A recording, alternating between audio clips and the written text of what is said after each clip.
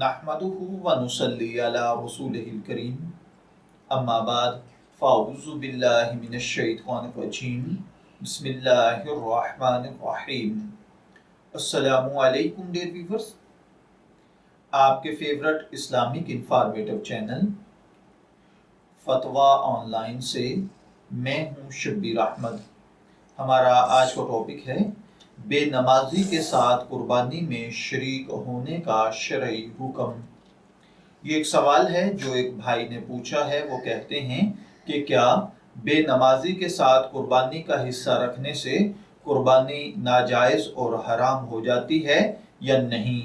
तो देखिए भाइयों और बहनों, अल्लाह ताला हर मुसलमान बहन भाई को 5 वक्त नमाज का आमिल बनाए, 5 वक्त की नमाज पढ़ने की तौफीक अता फरमाए।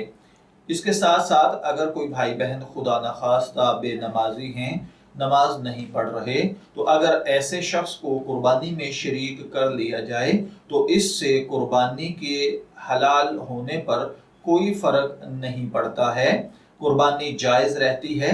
इसके नाजायज़ होने की ऐसी कोई दलील कुरान और हदीस में कहीं भी नहीं है।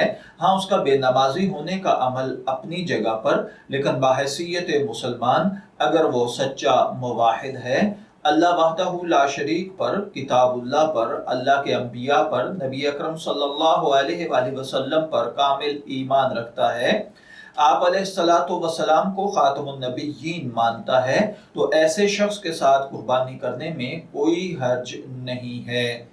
मैं दुआगो हूँ कि अल्लाह ताला हमें इन बातों को समझकर इनके मुताबिक अमल करने की तौफीक अता फरमाए।